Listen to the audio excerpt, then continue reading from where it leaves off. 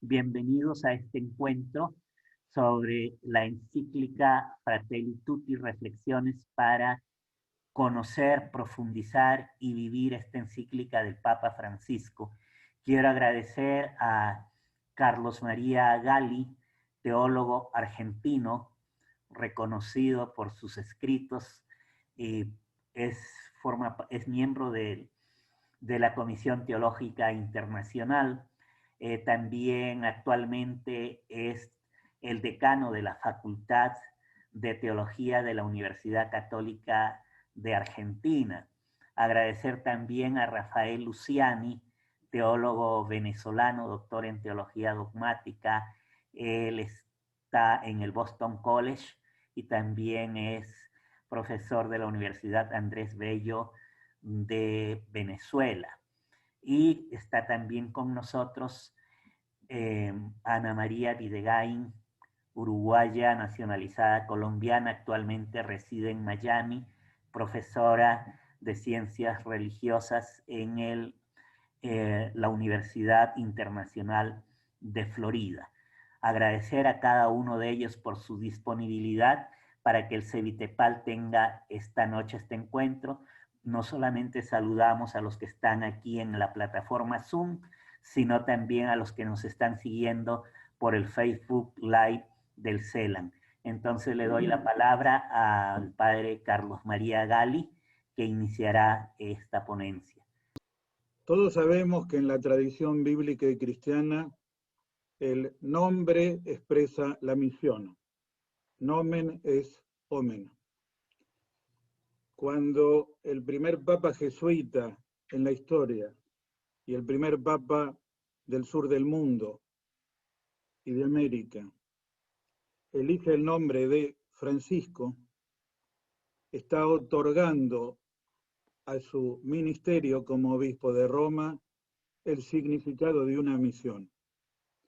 Originariamente sabemos que cuando fue electo, quien estaba a su lado, su querido amigo el cardenal Claudio Jumes, le recordó la frase que le dijeron a San Pablo en Gálatas 2:10, no te olvides de los pobres. Cuando el Papa Francisco peregrinó a Asís en 2013, dijo que la figura del poverelo de Francisco de Asís, por un lado mostraba la plena comunión con Cristo. Lo llamaron como otro Cristo. Por otro lado, una misión al servicio de la renovación de la Iglesia en el siglo XIII. Sabemos el significado amplio del mensaje repara mi casa. Y por otro lado, tres aspectos que muestran el compromiso del santo de Asís con los seres humanos. Su amor a los pobres a partir de su desposorio espiritual con la señora pobreza, compromiso con la paz, el carisma pacificador, cifrado en el lema paz y bien, y su fraternidad universal con todas las criaturas y con todos los seres humanos, expresado en el hermoso canto de las criaturas. El nombre Francisco expresa todas estas cosas: unión a Cristo, reforma de la Iglesia, compromiso con los pobres, con la paz, con el cuidado de la creación. Y podemos ver que esto ha sido buena parte el programa de Francisco en la exhortación programática Evangelii Gaudium sobre la alegría del Evangelio. Él dedica el capítulo 4, lo dice, a dos cuestiones centrales que tienen que ver con el futuro de la humanidad, que son el compromiso con los pobres, a quienes sitúa en el corazón de Dios y de la Iglesia, y el diálogo por la paz a nivel nacional e internacional.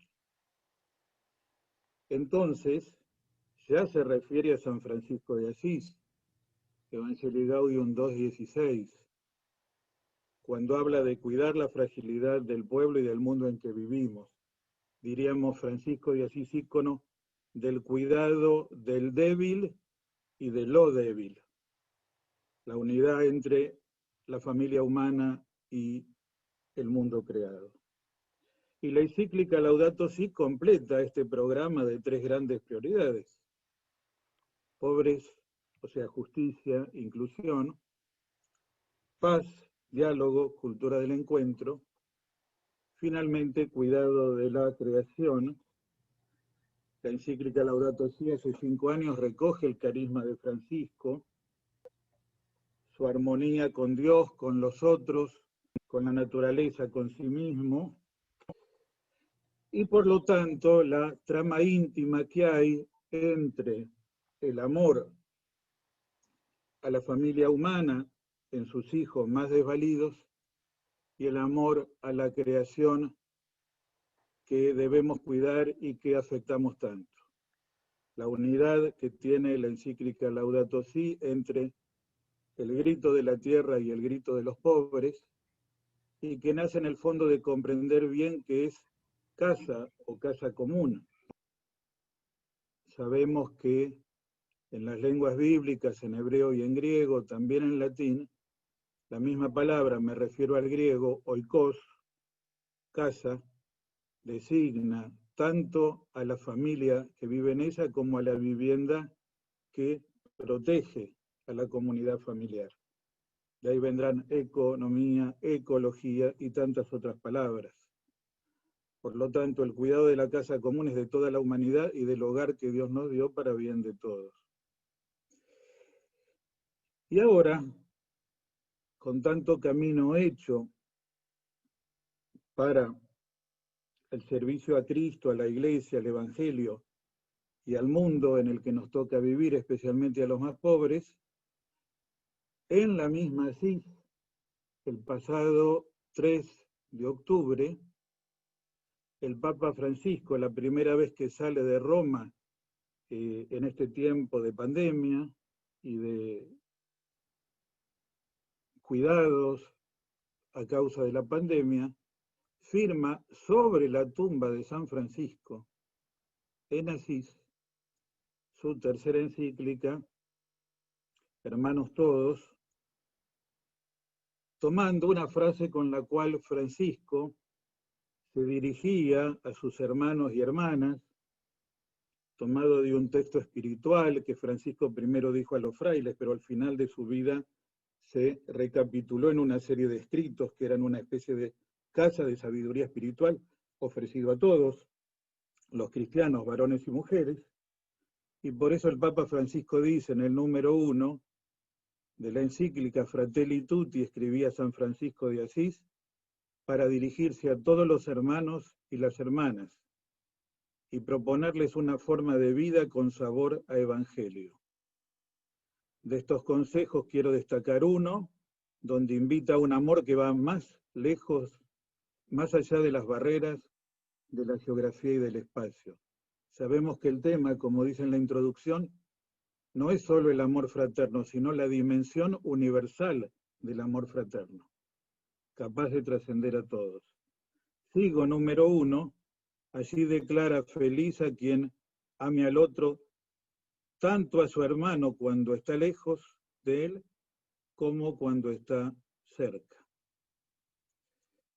El santo del amor fraterno, de la alegría, de la alabanza, que ha inspirado al obispo de Roma actual, la Laudato Si, ahora lo mueve a hacer esta encíclica sobre la fraternidad y la amistad social, o sobre el amor a nivel universal, amor fraterno y de amistad.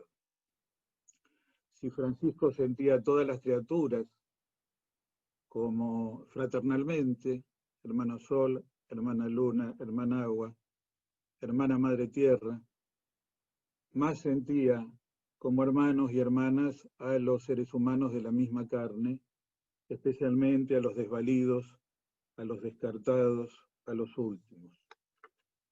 De la introducción quiero destacar 2 cosas más. Primero, el Papa en Laudato Si menciona al patriarca Bartolomé I, patriarca ortodoxo de Constantinopla, porque él y esa iglesia han tenido un compromiso permanente en el cuidado de la creación. Y ahora, en el número 5 de Fratelli Tutti y en muchos otros números, cita un episodio que sucedió el año pasado, en Abu Dhabi, en los Emiratos Árabes, cuando Francisco visitó al gran imán Ahmad al-Tayeb, un imán del Islam sunita, y juntos tomaron iniciativas por la paz e hicieron una declaración que lo tienen en el número 5, nota 5 de la encíclica, documento sobre la fraternidad humana por la paz mundial y la convivencia común.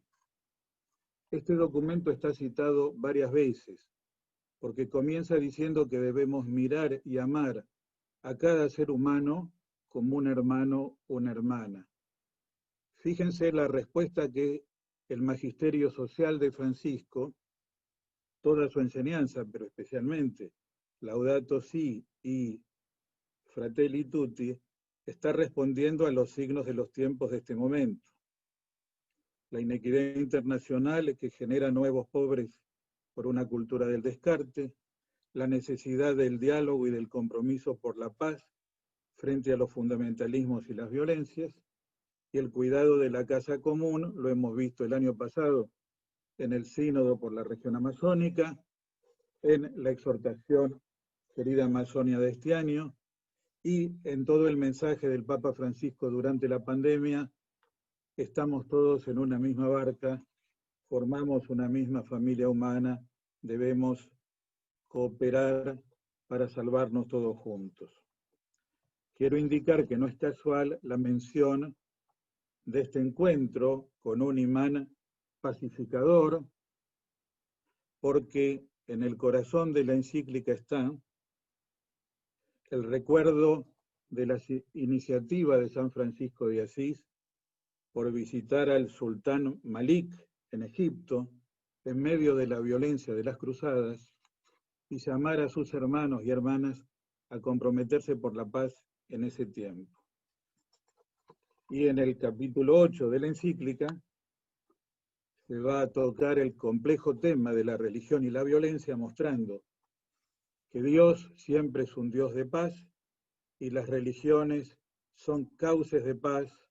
La violencia viene por la interpretación equivocada que algunos hacen de algunos textos religiosos. Bien, la encíclica tiene 7 capítulos. Voy llegando a mi tiempo, me avisan cuando me faltan 3, por favor. El primero es Las sombras de un mundo cerrado, que mira, digamos, las sombras más que las luces de un mundo fragmentado, dividido, cerrado en sí mismo. Esto es lo opuesto a una hermandad abierta o universal. Podemos en el diálogo volver sobre algunos de los temas que el Papa menciona allí, que va en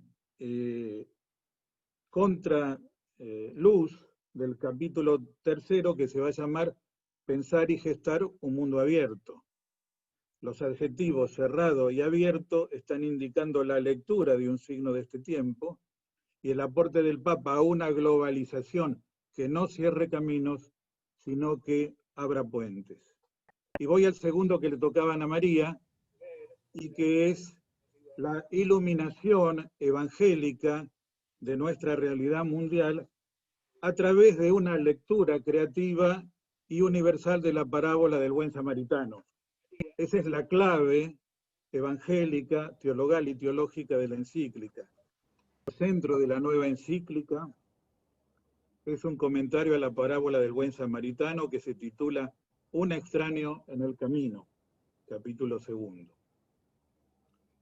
Todos nosotros sabemos que la novedad de esa parábola no es aportar a una definición de prójimo, que es lo que le pregunta el escriba a Jesús. ¿Quién es mi prójimo? Tema debatido entre las escuelas rabínicas del tiempo. Hasta dónde se llevaba el concepto de prójimo y por lo tanto a quién debía amarse. La novedad de Jesús es que no da una respuesta teórica, sino que comenta una historia donde un samaritano, esto es, un hombre calificado como enemigo y hereje por parte de los judíos piadosos, se acerca a un hombre herido y tirado en el camino, tiene compasión de él con entrañas de misericordia y lo socorre solidariamente con varias acciones hasta dejarlo en el cuidado del posadero. La pregunta de Jesús al final reinvierte la pregunta del escriba. ¿Quién te parece que se hizo prójimo de él, del hombre tirado en el camino? El que tuvo compasión de él, respondió el escriba, anda y hace lo mismo, ved y haz lo mismo. Esto es, se redefine el amor al prójimo como una praxis de aproximación. Todo hombre es mi hermano y es mi prójimo cuando me aproximo a él a atenderlo en su necesidad. Y por eso los títulos de ese capítulo son el trasfondo judío del tema, la mirada a un abandonado, una historia que se repite a lo largo de la historia también hoy. El Papa tiene en el corazón permanentemente a los heridos que están al costado del camino o son descartados de los bienes del mundo actual, y también a todos los desplazados, refugiados, exiliados, que tienen que sufrir una marginación y necesitan ser atendidos con amor samaritano. En ese contexto pinta los personajes, que los conocemos, y nos invita a amar a un prójimo sin fronteras y dejarnos interpelar siempre por el forastero. Les leo un texto y termino esta introducción improvisada a toda la encíclica y a los 2 primeros capítulos. Fratelli Tutti 66. Miremos el modelo del buen samaritano. Es un texto que nos invita a que resurja nuestra vocación de ciudadanos del propio país y del mundo entero, constructores de un nuevo vínculo social, la fraternidad y la amistad como categorías para rehacer el tejido social. Es un llamado siempre nuevo, aunque está escrito como ley fundamental de nuestro ser. Que la sociedad se encamine a la prosecución del bien común y a partir de esta finalidad reconstruya una y otra vez su orden político y social, su tejido de relaciones, su proyecto humano. Con sus gestos, el buen samaritano reflejó que la existencia de cada uno de nosotros está ligada a la de los demás, y viene una linda oración: la vida no es tiempo que pasa, sino tiempo de encuentro. Varias veces va a mirar a este ícono iluminador en un mundo que duele, está en el corazón de su proyecto para renovar la humanidad en la pospandemia, y a mostrar que el samaritano nos presenta el rostro y el corazón de una fraternidad abierta y universal. Hasta aquí una pintura general. Las claves de lectura también que marcan a la encíclica en un contexto más global dentro del magisterio de Francisco. Una primera es que, no, aunque es una encíclica social, no deja por eso de ser eclesiológica. Es decir, lo social está dentro de una visión de iglesia y desde ahí ha de ser leída. Y además, como latinoamericanos sabemos que lo pastoral y lo social es fundamentalmente derivado de la misión de la iglesia, de su manera de ser, de su manera de pensarse. Y esto es algo distintivo que en otros contextos no se entiende y se suele tratar en lo que hemos visto de análisis de la encíclica como si fuese un documento fragmentado, aislado, aparte del magisterio de Francisco. Entonces, una primera clave de lectura es que en Francisco se abren 3 ejes. Un primer eje eclesiológico con 3 documentos, ¿no? Evangelii Gaudium, el discurso de los 50 años de la fundación del Sínodo de los Obispos y Episcopalis Communion. En ese eje eclesiológico encontramos ese modelo de iglesia en salida, en conversión pastoral y conversión sinodal. Luego viene un segundo eje, como Carlos ha explicado, esta conexión entre Laudato Si y la encíclica Fratelli Tutti. Y este segundo eje sociocultural, y cuando digo sociocultural es en el contexto amplio, ¿no? Lo ambiental, lo económico, lo político, se cierra con esta encíclica que le da carácter de magisterio ordinario a lo que él ha venido durante su pontificado diciendo, y por eso es que la lectura no puede limitarse al texto, tiene que ser en paralelo con otros textos que ha ido escribiendo que completan la encíclica, y ahora veremos de qué manera. Y el tercer eje de su pontificado, que se abre con el último capítulo de esta encíclica, y es el eje misionero de Francisco, que mira más allá de Occidente y que pone sus ojos en un diálogo interreligioso mayor de el contexto pues, de la cristiandad. Entonces yo creo que aquí, en esos tres ejes, podemos descubrir esa primera manera de aproximarnos a la encíclica, ¿no? La segunda manera que nos da claves para poder leerla es que toda ella encuentra una unidad hermenéutica a partir de la relación entre pueblos y culturas. Esa hermenéutica de pueblos y culturas que ha sido desde el inicio hasta el día de hoy un eje concéntrico en Francisco que se va expandiendo cada vez más, pero sin el cual no se puede entender. Otra de las críticas que hemos podido leer fuera de ciertos contextos donde este estilo es usual, es decir, que en esta encíclica no hay como un orden en cuanto a la propuesta, ¿no? Y ciertamente el estilo es muy distinto a cualquier encíclica que hemos visto, incluso Laudato Si. Pero el orden no está en el estilo, está en el modo como va girando en torno al concepto de pueblo y cultura los distintos temas, desde lo económico, lo político, lo social, lo religioso. Esa identidad sociocultural que representa la expresión pueblo y que desde el rescate de esa noción se quiere entonces hacer una propuesta eclesiológico-social, teológico-pastoral, en función de la misión de la iglesia.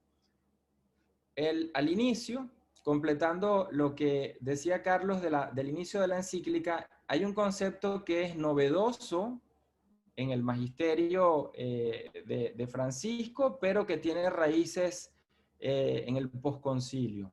Ese concepto de la fraternidad abierta, como dice él. Aquí recuerdo cómo Rahner, a inicios de los 80, escribe el famoso libro pequeño, muy rico, que se llama Amor a Jesús, Amor al Hermano.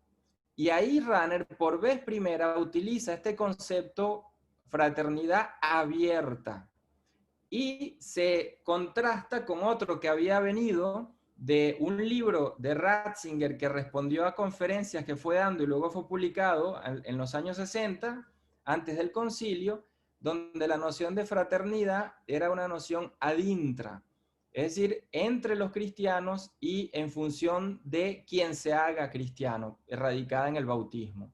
Para Rahner, esta apertura se caracteriza en dos elementos que aparecen acá con mucha claridad en Francisco y que marcan un cambio de época. Lo abierto tiene que ver con esa iglesia que se expone a la diversidad cultural a raíz, explica Rahner, de la movilidad, a raíz del intercambio de culturas y aquello que da inicio, como dice él, el concilio, el inicio del inicio de esta dimensión mundial cultural diversa de la iglesia. Entonces la fraternidad abierta es un concepto que trasciende la creencia religiosa, que trasciende a una forma de entender o expresar la fe y que conecta de manera horizontal con todas las personas, con todos los pueblos y con todas las culturas. Esto es fundamental porque es un concepto sociocultural donde lo soteriológico, es decir, la salvación,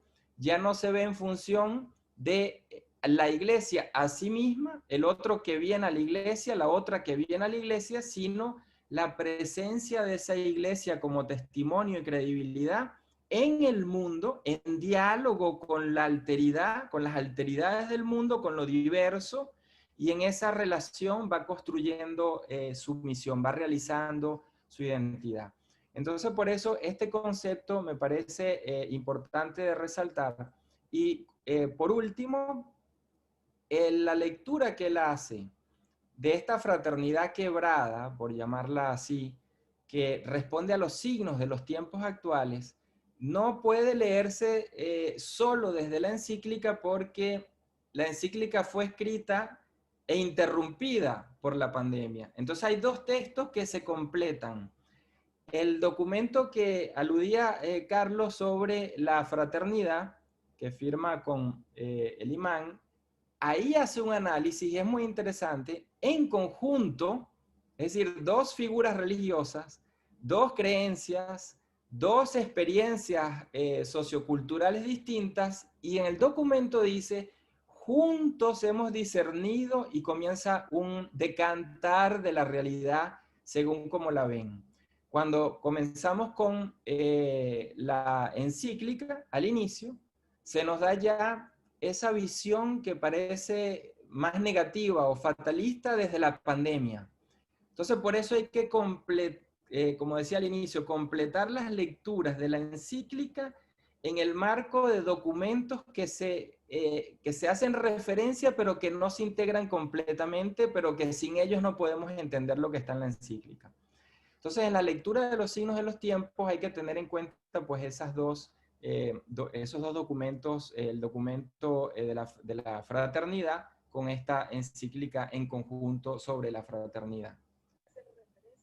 Bueno, pues primero agradecerles por invitarme a hablar en este foro, en el que el organismo sin duda más importante de nuestra iglesia latinoamericana presenta y nos reúne para recibir esta encíclica de nuestro Papa Francisco.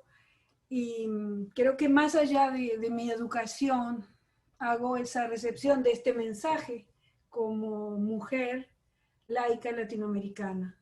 Es decir, y es en ese sentido que hay algunas cosas que me gustaría señalar, pues aparte ya se dijeron cosas fundamentales. Pues me ha impactado una encíclica profundamente fundamental, creo yo, porque es una encíclica centrada en el amor entre todos los seres humanos y en este mundo que habitamos, ¿sí? Porque lo relaciono con la anterior. Amor que debe ser a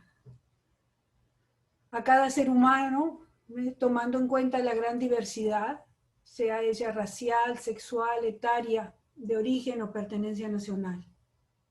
Ese amor abierto del que hablaban anteriormente. Y por otro lado digo que es fundamental porque el amor es el eje de la doctrina cristiana. Evidentemente la encíclica, como el mismo Papa lo dice, no es un resumen sobre la doctrina, pero sí trata de enfocarnos en la dimensión universal que ya se señalaba y en la apertura a todos. Y nos invita a crear con hechos un nuevo sueño de fraternidad y de amistad social. Lo otro es que lo enuncia, aunque como comentaba Rafael, se venía preparando antes, lo enuncia en un momento inédito de la historia universal, porque nunca habíamos vivido como hoy ante una dificultad que nos amenaza a toda la humanidad al mismo tiempo y que todos sabemos lo que está pasando en todas partes y que de alguna manera nos ha exigido también parar y tomar conciencia de nuestras falsas seguridades y ver nuestra incapacidad para responder de manera conjunta, a pesar de que hay tantas posibilidades de comunicación. Y en ese sentido, una pregunta sobre qué significa esta globalización. Una globalización que por un lado se afirma mucho desde el punto de vista económico, pero que está realizada tomando como base un sistema económico que se inicia así. Esta globalización, en general, yo diría hay tres modelos, se inicia desde el 16, pero en este momento nos ha permitido crear riquezas como nunca antes en la historia, pero produce al mismo tiempo desigualdades e injusticias aberrantes. Y lo peor es que muchos economistas dicen que no es papel de la economía hablar de la distribución.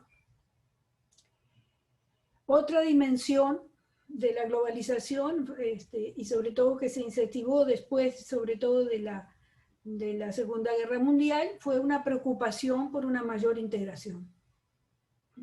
Y la creación de organismos internacionales como las propias Naciones Unidas y sus diversos organismos, pero que hoy están siendo acechadas por las fuerzas y nacionalismos que profundizan las dificultades en las que viven las personas más vulnerables.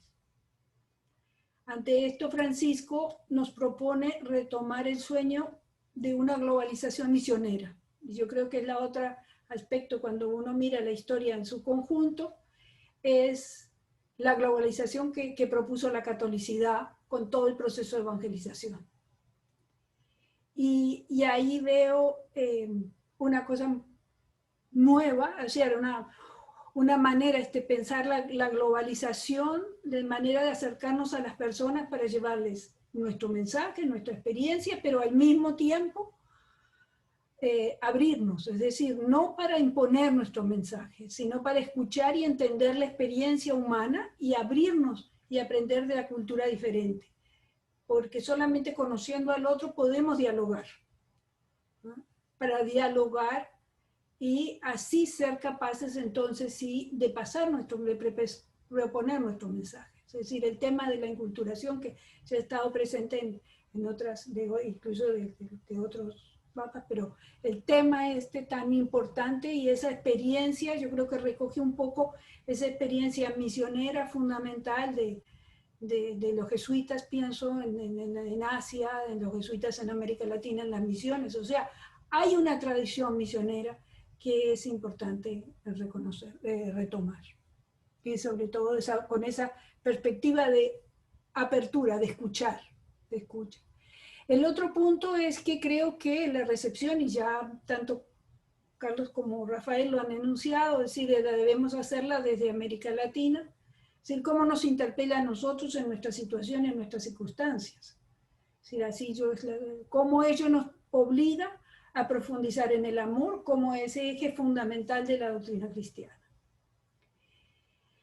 Y entonces, ahí voy a decir algunas cosas sobre los puntos que más lo que a mí me desafía, ya Carlos hizo un poco un resumen de lo que es central de estos capítulos. A mí hay dentro del primer capítulo una cosa que me desafía mucho, es el referido a la conciencia histórica, o la pérdida de la conciencia histórica.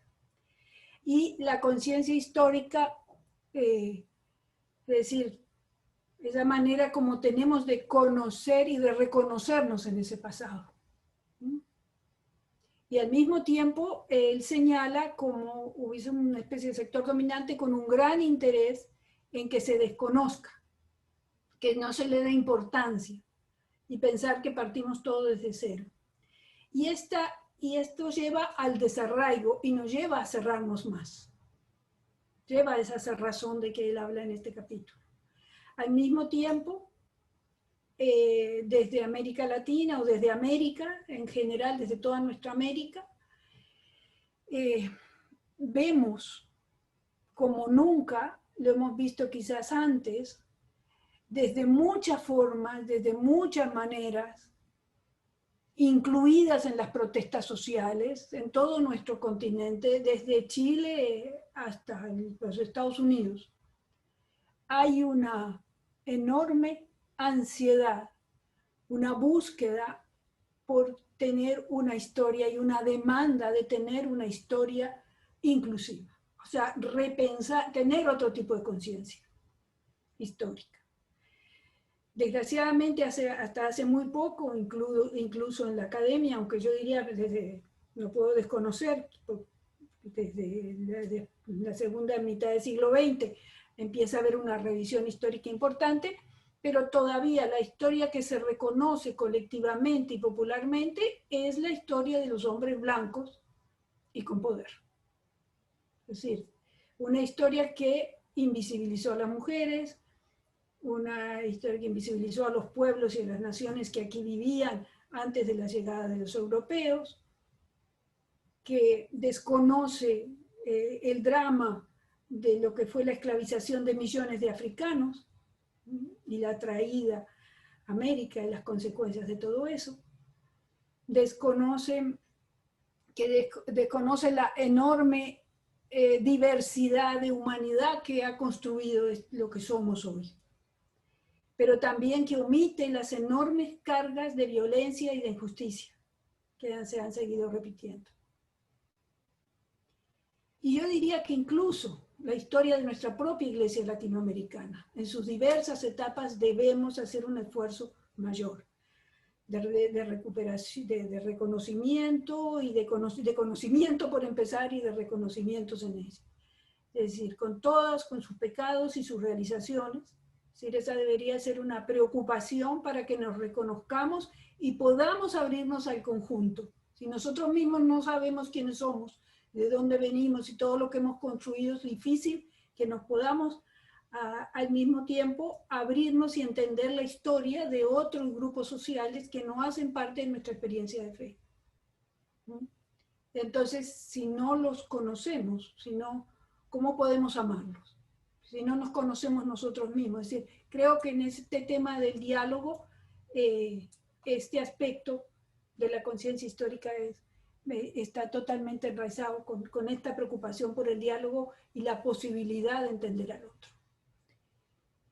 En el segundo capítulo, como ya también mencionaba Carlos y también algo tomó Rafael, es muy hermoso porque nos trae el llamado para vivir de verdad ese amor en el encuentro con el otro, en los momentos que más nos necesita.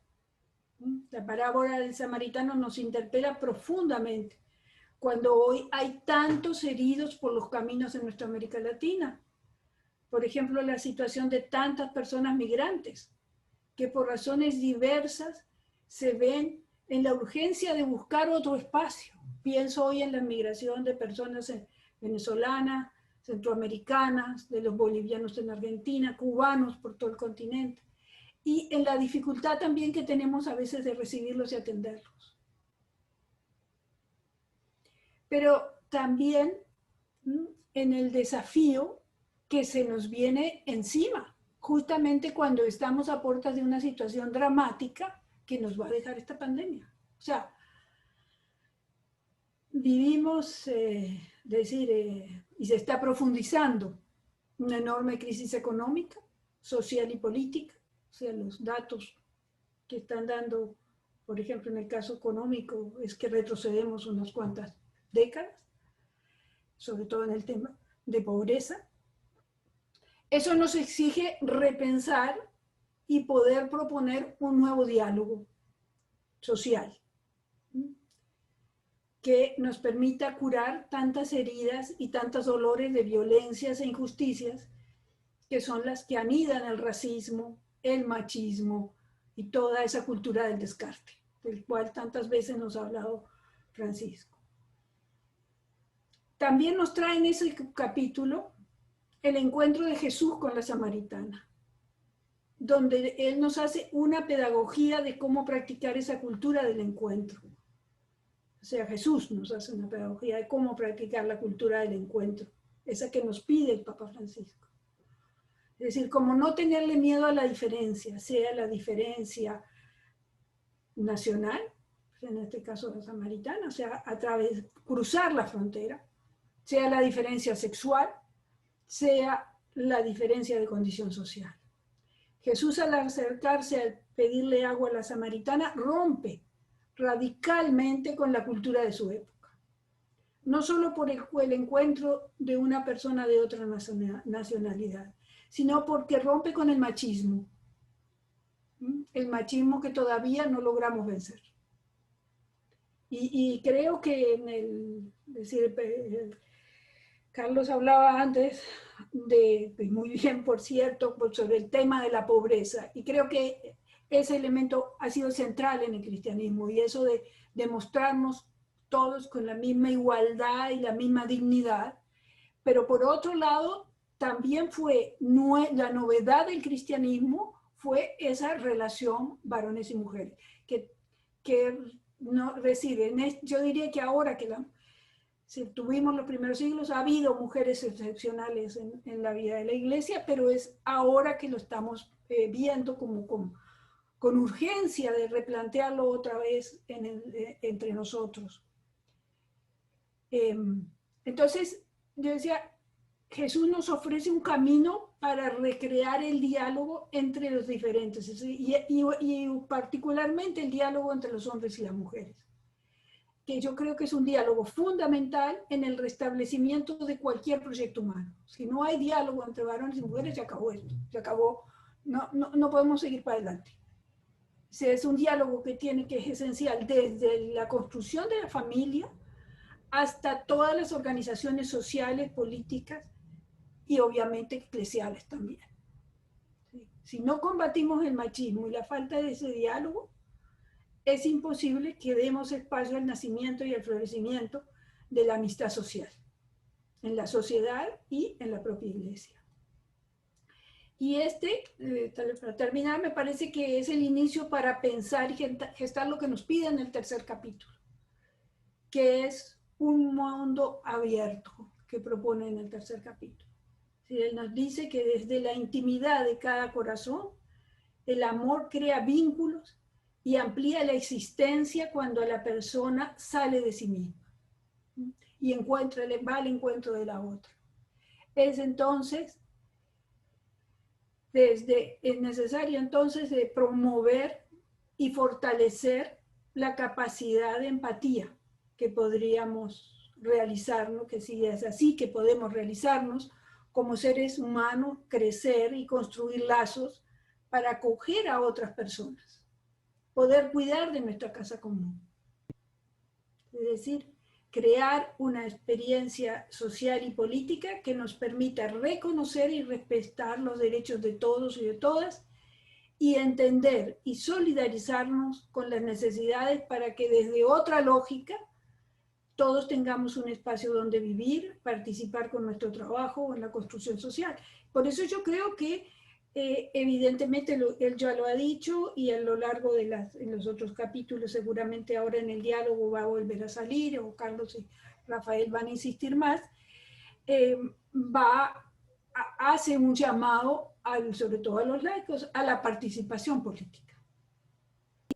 Porque, es decir, yo diría que entre todos tenemos que repensar otro mundo, un mundo nuevo, que es un mundo donde ese amor social se viva y se viva en plenitud. Gracias. Un eje que nos permite como darle también unidad a estos capítulos a los que me voy a referir, nuevamente insistiendo en la dimensión eclesiológica, que la podemos ver en dos expresiones que conocemos, pero que expresan un poco el sentir de la encíclica, ¿no? La iglesia en salida, pero con una expresión que aparece en Evangelii Gaudium adicional cuando dice de sí hacia el hermano. Allá hay una primera forma de entender que ya ese concepto incubaba de alguna manera esa dimensión fraterna. Y esto es interesante porque cuando el Papa da su primera bendición en la Plaza San Pedro, yo estaba en ese momento trabajando en Roma, y el discurso que da en la bendición incluye la expresión fraternidad usando tres elementos. Dice obispo y pueblo, o sea, toda la eclesiología del pueblo de Dios, el obispo, que en este caso el obispo de Roma, el pueblo de Dios, que es el Papa, los obispos, el clero, los fieles en general. Entonces estamos en una primera dimensión donde él dice un camino de fraternidad a ese nivel. Luego dice un camino de fraternidad y plantea el segundo nivel. Iglesia de Roma, iglesias locales. Todo esto lo dice él en ese momento de la bendición. Fíjense cómo ya antes de Evangelii Gaudium viene puesta esta fraternidad como en un marco eclesiológico. Y en la tercera dimensión, al final, cuando dice para que haya una gran fraternidad, o sea, más allá de las fronteras de la iglesia, para que la iglesia se presente al mundo en esa construcción de la fraternidad. podemos entonces hablar de ese nosotros eclesial, esa iglesia en salida decía hacia el hermano, ¿no? Luego, en el tema de ese entenderse la iglesia, en el tercer nivel de la fraternidad que hablaba antes, en el mundo actual, en el capítulo 3, da una clave que también nos ayuda a discernir en el contexto de la globalización que se propone desde la encíclica. Y Francisco entonces hace uso de una expresión que se viene trabajando desde hace algunos años de una manera cada vez más usual, que es la globalocalización frente al globalismo. Es decir, no hay una posición donde haya una globalización cultural homogeneadora, que entonces sería aquella que nos quiera hacer todos iguales. Tampoco hay un localismo desde el punto de vista de mi propia cultura es la que vale más que las otras. Hay una globalocalización, lo cual implica que ya no podemos descartar la realidad global en la que vivimos, pero tenemos que preservar las realidades locales que hemos olvidado, que hemos herido, ¿no? Y esto se conecta con otra imagen que en el 2003, 10 años antes de ser papa, en la Catedral de Buenos Aires, en el Te Deum, dice el pueblo herido y lo relaciona con la parábola del samaritano precisamente. Y es la primera vez donde habla de una noción que no es individual, sino precisamente colectiva, el pueblo como el pueblo herido, como ese caído, como ese que ha sido quebrado y que necesita de la sanación.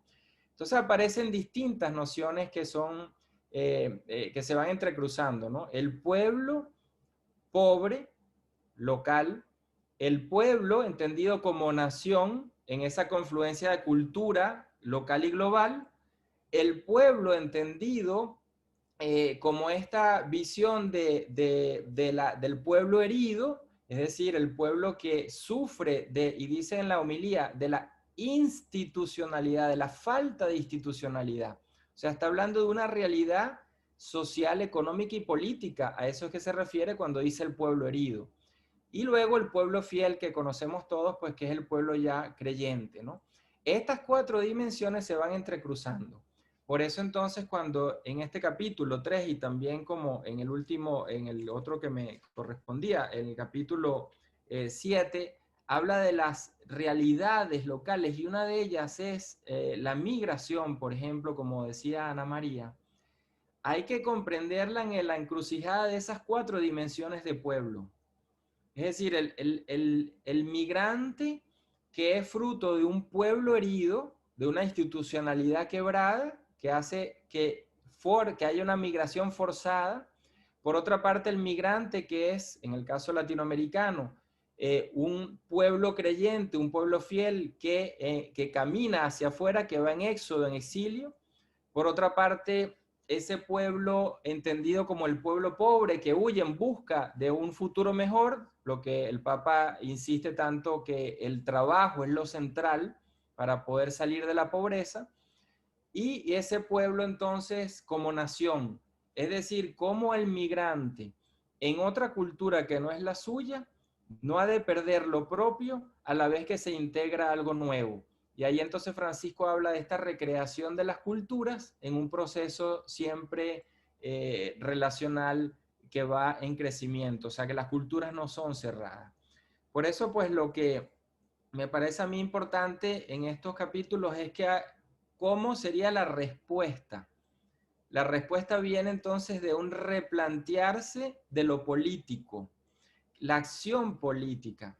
Y aquí es donde se da un elemento interesante, porque cuando hablamos en la encíclica, al menos de la acción política, se está refiriendo nuevamente a cómo reconstruir el tejido sociocultural desde esa condición de ser pueblo.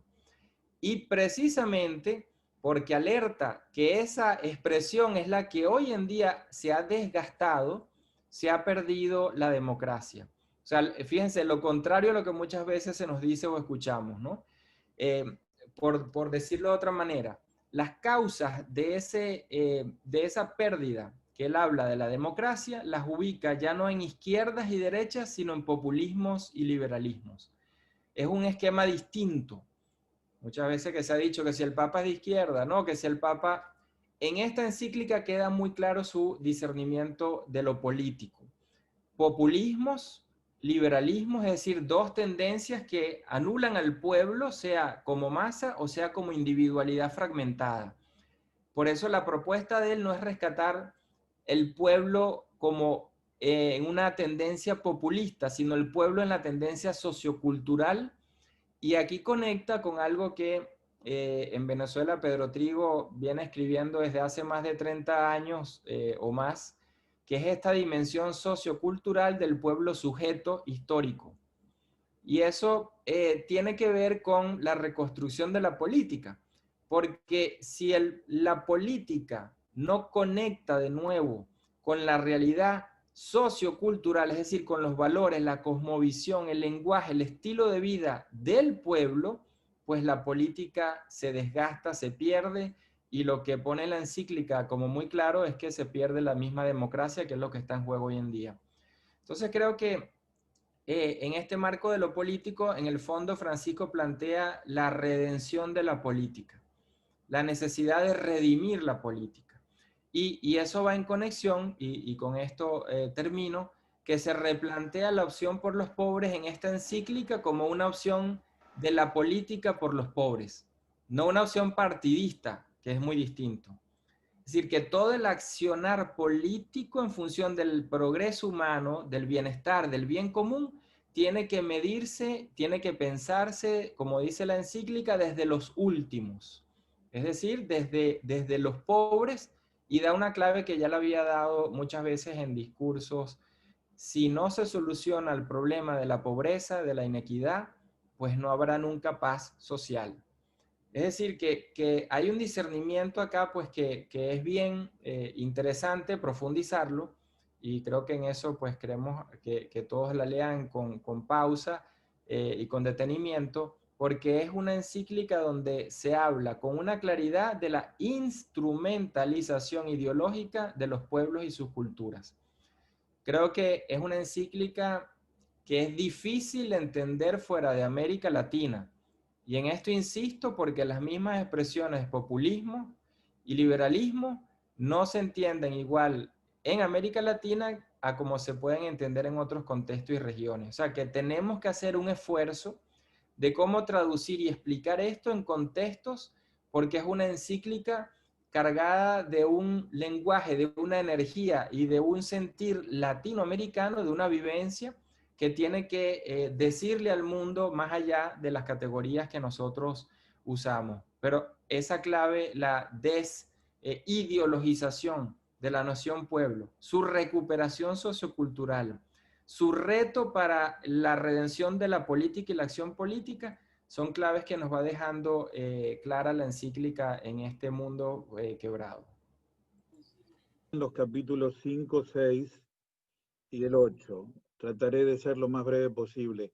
Creo que hay que ver algunos capítulos por binomios. Por ejemplo, es claro que el 3 y el 4 juegan con la palabra abierto, mundo abierto, corazón abierto. No basta abrir el mundo si no abro el corazón, como es samaritano. 3, pensar un mundo abierto. 4, un corazón abierto al mundo.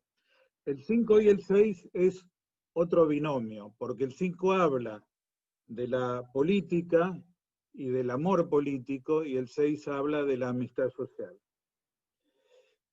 Rafael dijo lo central del capítulo 5, donde el Papa propone una sana política inspirado en algo que siempre ha dicho como obispo y como Papa, y que se remonta a Pío XI y a toda la tradición de la doctrina social de la Iglesia sobre la caridad o el amor como la forma más plena de amor, porque no es el compromiso con uno, sino con toda la polis, amor político, sea la ciudad, sea el país, sea el mundo entero. En este contexto, el amor político es visto como el amor que se compromete con los miembros de la poli o los conciudadanos en una ciudadanía abierta, queriéndolos y trabajando por ellos como hermanos, como hermanas. Número 180. Rafael indicó algo original que está al comienzo del capítulo 5, un discernimiento de los populismos y los liberalismos y sus neopopulismos y neoliberalismos. El que quiere entender lo que piensa el Papa Francisco sobre pueblo popular y populista, lea a partir del número 172 y le va a quedar muy claro. Y eso va a permitir no caer en las redes de discursos ideológicos que le hacen decir al Papa lo que no dice, sea porque son populistas, sea porque son antipopulistas. Si hay un signo claro, yo lo he dicho en España y en Italia, si hay un signo claro de que el Papa es popular, pero no populista, es su posición frente al tema migrante, porque los populismos nacionalistas cierran el país a los otros, a los diversos, a los extranjeros. Bien, aquí hay mucho para hablar y Rafael ha dado distintos aspectos de la realidad del pueblo que se pueden reflexionar allí. El Papa presenta el amor político como el corazón de un compromiso capaz de rehabilitar la política al servicio del bien común. Esto digo del capítulo 5, hay mucho más. Otra cosa que digo del capítulo 5 y que para mí convierte a esta encíclica en una nueva Pacem in Terris. Pacem in Terris fue la encíclica de Juan XXIII en el año 63 sobre la paz en la tierra y los 4 pilares de la paz: verdad, libertad, justicia y amor. Es que ya Juan XXIII, hace 60 años, planteó la cuestión de alguna autoridad internacional al servicio del bien común mundial. No de una autoridad unipersonal, sino de estructuras de poder compartido y multilaterales entre las naciones al servicio de la justicia y la equidad y de la paz a nivel mundial. El Papa retoma este tema que es característico de la doctrina social de la Iglesia desde el 63 en adelante. Sobre el capítulo 6, digo que nos estaba faltando un desarrollo sistemático de lo que el Papa entiende por cultura del encuentro. Ahí lo tenemos. Es el capítulo 6, diálogo y amistad social. ¿Por qué? Porque estaba sugerido en la Evangelii Gaudium 2.20, una cultura del encuentro en una plural armonía, y luego en muchos fragmentos de discursos e intervenciones. Si algo tiene esta encíclica, y Francisco lo dice en la introducción, es que sistematiza y ordena muchas enseñanzas que ha dado en distintos contextos y los presenta sobre el eje de la fraternidad y de la amistad. La cultura del encuentro está perfectamente resumida como un estilo de vida que se hace cultura en un pueblo en el número 215. Es excepcional ese número. Si esta noche leen algo, lean la primera oración del 215. ¿Por qué? Porque el Papa, que en sus enseñanzas no solo cita a los episcopados nacionales o regionales, asumiendo el magisterio de ellos, sino que también cita místicos y artistas, en el 2.15 esta frase: la vida es el arte del encuentro, aunque haya tanto desencuentro por la vida. La vida es el arte del encuentro, aunque haya tanto desencuentro por la vida. ¿Eso es de un místico? ¿Eso es de un teólogo? ¿Eso es de un filósofo? Eso es de Vinícius de Moraes. ¿Hay brasileños aquí? Del gran poeta, compositor y cantor Vinícius de Moraes y de su Samba de la Bendición del año 1962. La vida es el arte del encuentro que se debe hacer cultura en un pueblo. A partir de aquí, todo lo que Francisco dice sobre el diálogo, sobre la necesidad de alcanzar consenso en base a la verdad, mirada desde distintos puntos de vista, que se convierta en suelo común para construir una patria y un mundo de hermanos, y la cuestión de que esto requiere un pacto cultural, número 219, importante decirlo hoy, donde el Papa hizo un mensaje por video que pueden ver todos sobre un nuevo pacto educativo global. Un pacto cultural, un pacto educativo son necesarios para cambiar la cultura individualista hacia una cultura fraterna de la amistad social. Por último, el capítulo 8 vuelve a mirar todo esto desde el prisma específicamente religioso y en ese marco desde la fe cristiana. Se llama Las religiones al servicio de la fraternidad en el mundo. Y allí el Papa dice que uno se pregunta por la cuestión del fundamento último de la fraternidad. Y cita a Benedicto que no basta la razón en sus diversas formas, filosófica, política, científica, para poner un fundamento del todo firme para mirarnos y tratarnos todos como hermanos. Aunque buscamos ese fundamento racional, que es sostén de la vida política de todos. Por eso, va a lo que aportan las religiones, especialmente las monoteístas, a que el fundamento de la fraternidad humana universal es el reconocimiento que provenimos y venimos de un Padre común, Padre de todos. Esto estaba en la declaración con el gran imán. Yo recuerdo a Puebla en el capítulo de la eclesiología, cuando habla de la iglesia como familia. El ser humano no ha podido construir una fraternidad universal porque nos cuesta reconocer que provenimos de un Padre común. El Padre de Jesús, el unigénito, el Dios unigénito, que se hizo primogénito de muchos hermanos, y nos ayuda a nosotros a decirle a Dios, Padre nuestro, no mío, no tuyo, Padre nuestro. En este contexto hay una relectura de las tres grandes banderas de la modernidad expresadas en la Revolución Francesa que tienen raíces cristianas. Si algunos acentuaron la libertad menoscabando la igualdad y otros la igualdad debilitando la libertad, solo en la filiación y la fraternidad se reconoce la dignidad plena de cada hijo libre y la base común de una lucha por la igualdad y la equidad de todos los hermanos. Dice que este fundamento cada religión lo perfila de un modo y que así la identidad cristiana lo hace a partir de la fe en Jesucristo, del sentido de familia de Dios e incluso del amor a la Virgen como madre de todos. Termino, aquí está la cuestión de religión y violencia que no puedo resumir, que fue objeto de dos grandes documentos de la Comisión Teológica Internacional y de la enseñanza de los papas anteriores, pero quiero terminar con los íconos de la fraternidad. Perdón. La fraternidad es el modo más pleno y la respuesta evangélica al desafío de la alteridad. La forma más plena de mirar al otro y a la otra es como hermano y hermanas.